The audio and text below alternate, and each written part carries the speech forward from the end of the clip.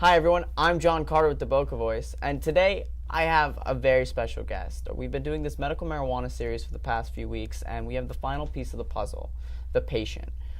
Brian and Booth and I went to high school together, and unfortunately in our last year, he was in a terrible car accident.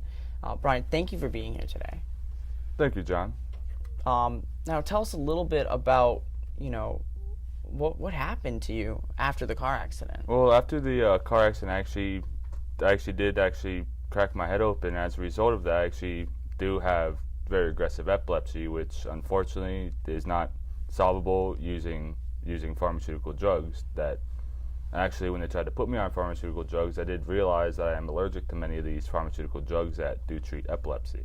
Now, Brian, how many seizures were you having after the accident? I was having a set of in between 1 and 2 grand mal seizures every 22 days, actually. Now, for some people at home that don't know what a grand mal seizure is, why don't you tell us a little bit about that? Well, a grand mal seizure is the worst type of seizure, to where basically your brain is melting down and you're swinging your arms, and let's just say you don't want anyone close to you when you're having one, John.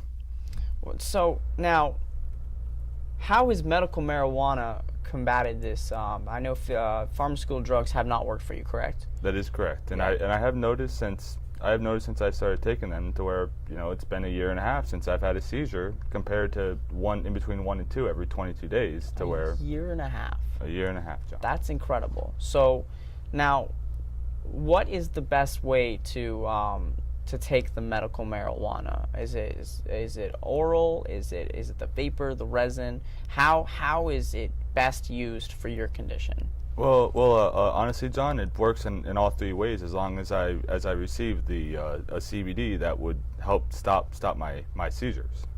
Now, why do you think it's important that Amendment 2 is passed, and what is the main difference to you about, a lot of people just think that medical marijuana is they don't really need it, it's more of a pretend, they just want to smoke weed, or now what would you say to people that have that connotation towards marijuana?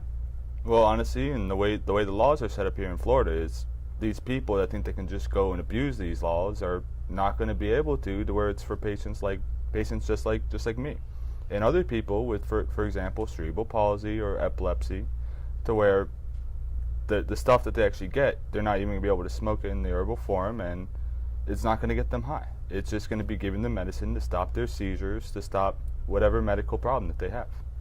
Is there anything you want people to know about your Patient X of Liberate, and you've been an incredible ambassador, talking to not only patients but different media groups about medical marijuana and how it can help people? Is there anything you want to tell our viewers today about medical marijuana that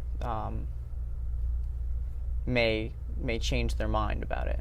Yes, John. Well, honestly, I'm really going to ask the viewer on the other side of this camera to really just try to take a step out of your shoes and take a step into a patient like mine, and see, honestly, there is no other way to stay healthy besides medical marijuana, to where I don't receive any side effects besides, what do you know, I don't have any seizures anymore.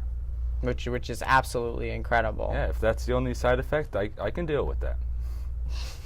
I think we all can, and you're living proof that medical marijuana works, and it's incredible that you're doing so well. You're 100%, almost 100% back to where you were before the accident, which is pretty incredible. So I'm really glad that medical marijuana is now legalized and you're able to utilize it here in Florida. Yes, and John, that's actually a perfect, because my next question I was going to ask you was going to be, have you noticed any differences from before my accident versus after my accident? As the viewer, I want the viewer to know I haven't really been around you in 3 years maybe. So it was probably 2, but when I first saw Brian after a long period of time after high school, he came up to me and he was like, I was in an accident. I was like, oh, what happened? It took me a few minutes to realize that Brian, that there had been an accident, and if I mean most people that knew you back then and know you today have seen that you're Brian. There is no accident about you. You're back to exactly where you were. And when you told me that's because of medical marijuana, I got dropped. I did not know that it was night and day like that. I mean, I know it's been a long time coming for medical marijuana to pass and help you, but it's just incredible where you are. Yes, John, and honestly, I just want to say, the only thing that I think is medical marijuana and Liberate over here. Thank John, thank Tony, because without them and without their company, I would still be suffering in the hospital every 22 days with that big hospital bill. Yeah. Well, Brian, thank you so much for coming on the show and educating us on how medical marijuana has helped you, and hopefully it helps a lot of people like you. I really hope that a lot of people in Florida have stories just like yours. I mean, it is terrible that you were in such a bad car accident in the beginning, but I am so happy that you're doing so well. Thank you, John. Well, Brian, thanks for coming on the show. And thank you, John. Everyone at home, we want you to raise your voice. Has medical marijuana helped you or a family member? And what is your opinion on medical marijuana? Do you believe that it should be continued to be legalized in Florida so it can help people like Brian? Or do you have a different opinion? Let us know in the comment section below. Until next time, I'm John Carter. That was Brian Booth. We'll see you later.